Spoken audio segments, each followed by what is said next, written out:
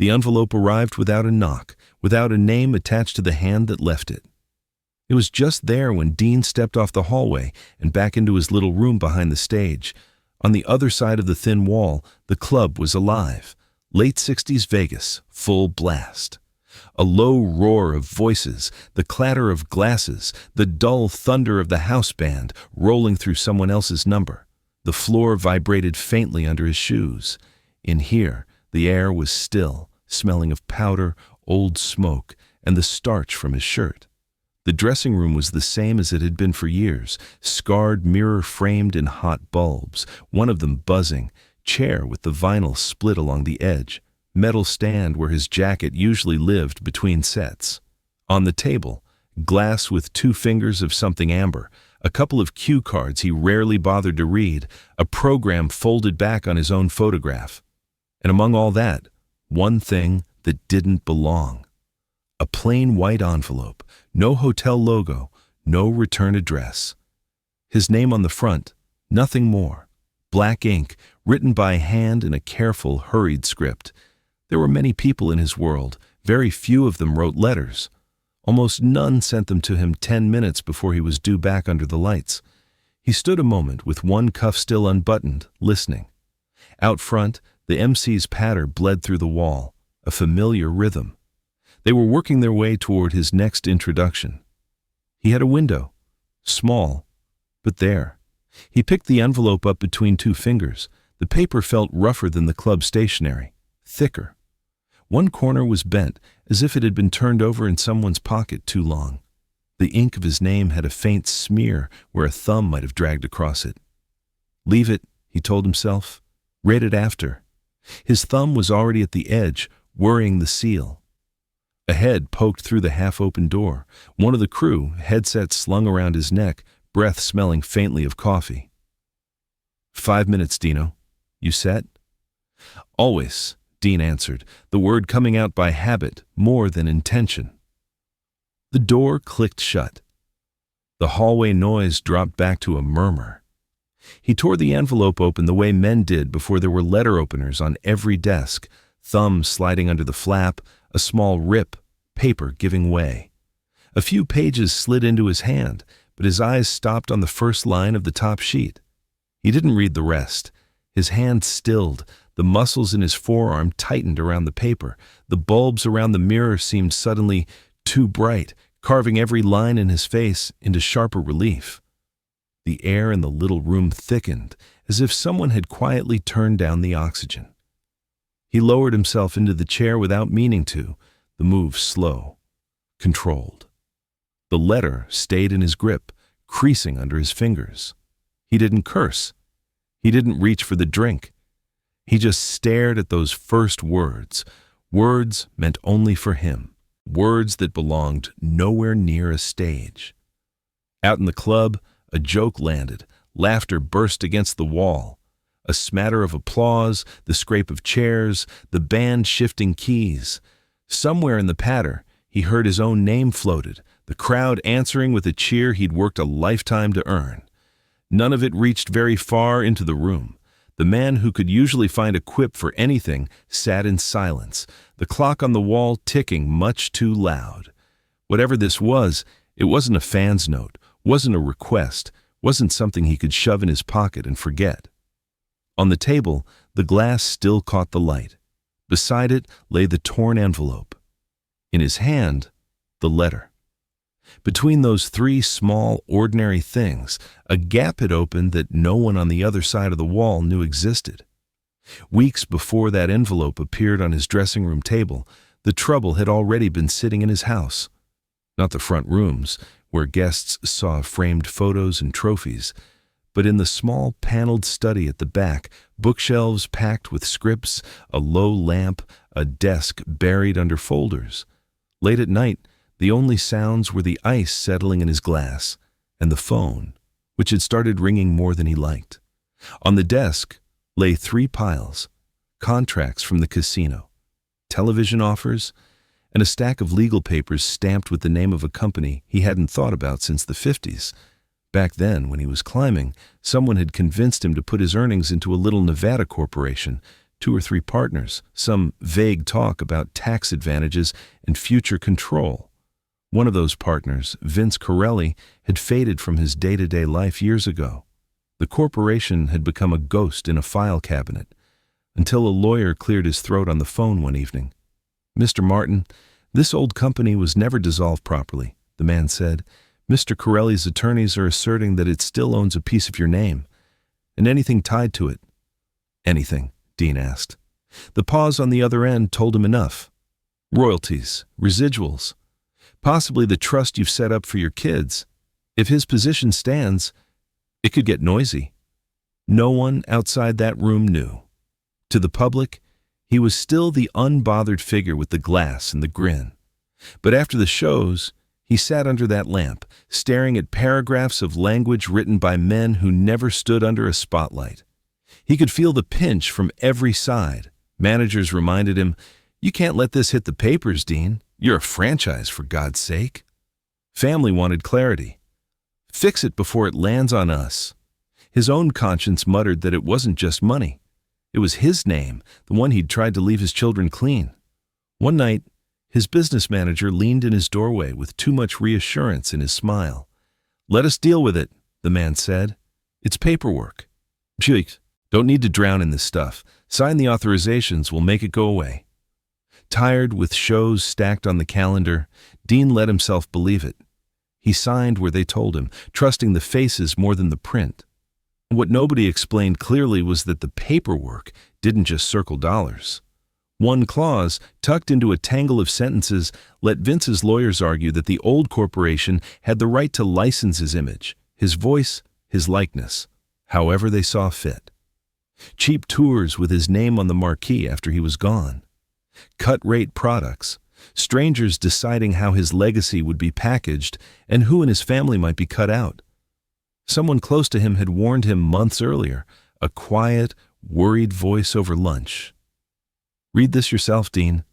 This one touches your kids." He'd nodded, promised, and then the schedule swallowed the promise. The negotiations dragged, letters back and forth, calls that ended in, "We'll get back to you." Then, shortly before that Vegas run, the tone shifted. They wanted an answer, a signature, a surrender, dressed up as compromise. "After the weekend," he told his lawyer. "I'm working. I'll look at it after." He thought the timing was his to control. The person who slipped that envelope onto his table knew better, knew his routine, knew he would walk into that little room alone between sets, knew he would see his name in that hurried black ink and open it.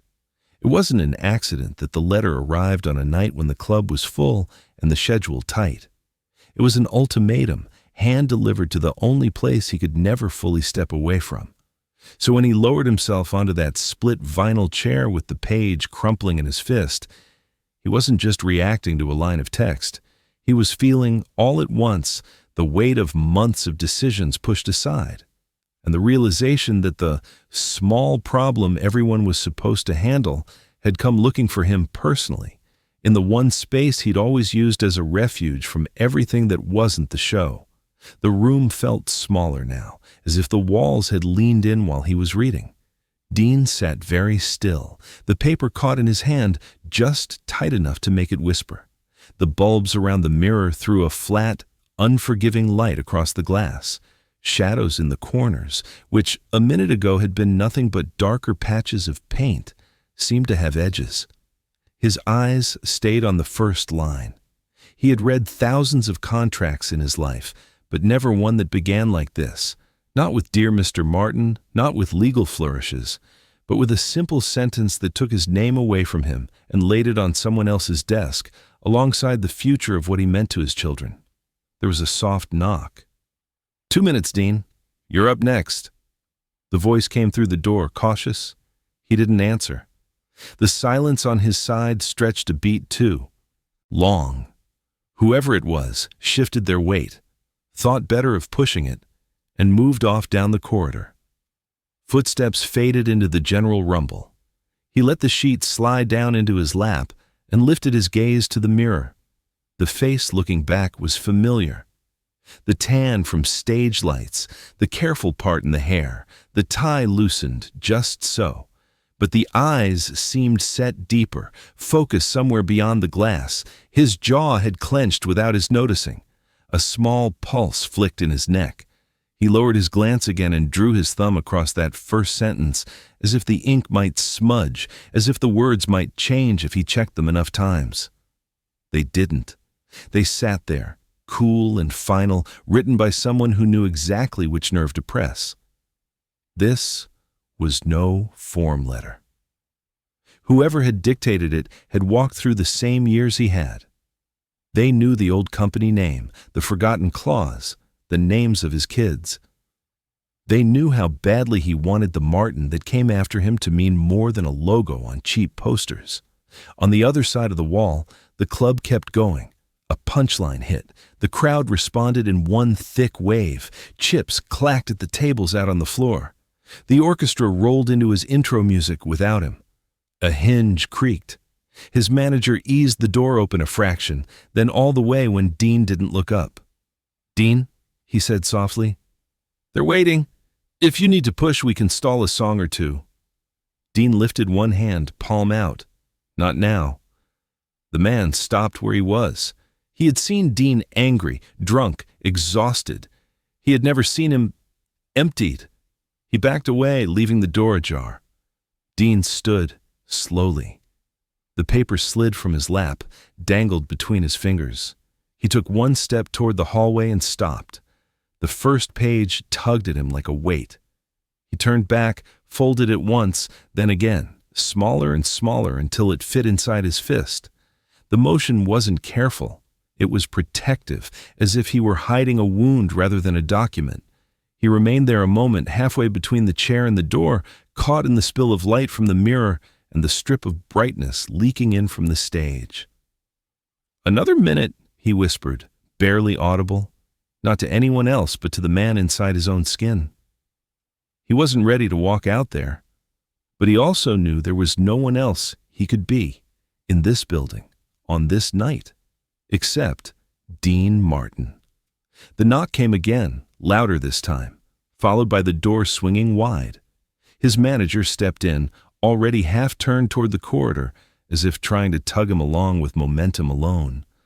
From the hallway, the swell of the room pushed through, MC winding up his name, audience noise rising in anticipation, the band vamping to cover the delay. "Dean, they've announced you," the man said. "We're out of rope. You gotta move." Dean didn't look up at first. He slipped the folded page into his inside pocket, fingers lingering there a second longer than necessary. The paper sat over his heart, thin as anything, and somehow heavier than the glass on the table. Only then did he raise his head.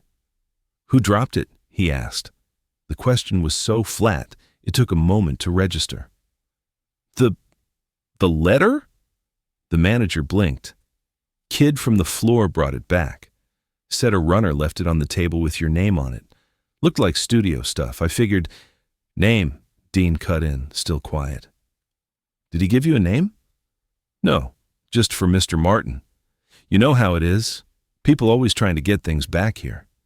He spread his hands, a little desperate. "Dean, listen, we can talk about it after. Right now, we're dying out there." For the first time all evening, Dean let his gaze settle fully on the man. Years of familiarity sat between them. Tours, bad contracts, good runs, close calls. Tonight, something cooler slid in alongside it. "Yeah," he said slowly. "We'll talk after." The manager opened his mouth to press again, then thought better of it. There was a new hardness in Dean's eyes, not anger, not panic. Just a kind of sober focus he rarely showed this close to showtime. Dean pushed himself up to standing. The movement had more weight now, less drift. He straightened his tie, smoothed his lapels, rolled his shoulders once, as if easing into a jacket of an old familiar roll. Out in the corridor, the lighting tech swung the door to the stage open, and a blade of white spilled across the floor, reaching into the dim of the room. The MC boomed his name to a cheer that made the walls hum. Dean took a step toward that strip of brightness, then stopped and sat back down. The manager froze. "Dean, what are you doing? Dean held up a single finger. Not yet. 5 seconds. 10. They stretched out, long and thin. The music outside looped, the band hanging on the same comfortable chords. Somewhere a stagehand cursed under his breath. On the table, his untouched drink caught the slice of light and flared briefly. In his chest, 2 truths wrestled. The one that said a man protects his name and his children at any cost, and the one that had dragged him on stage, sick, tired, heartbroken for decades because people had bought tickets and dressed up and come to see him do what only he could do. Neither side was wrong. Both were going to hurt. He exhaled, a slow, measured breath, and rose again, this time without hesitation. The letter was still a hard rectangle against his ribs. "Later," he said, not to the manager, not to the lawyers or the man who had written those lines, but to the battle waiting for him on the other side of the night. "It'll keep." Then he walked toward the door. The corridor filled with light as he stepped into it, the sound of his own name washing over him. Whatever war the envelope had brought into his life would have to stand in line. For the next hour, there was only one thing he knew how to be better than anyone else alive. Dean Martin, under the lamps, moving straight into the glow with the truth he'd just learned pressed, unseen, against his heart.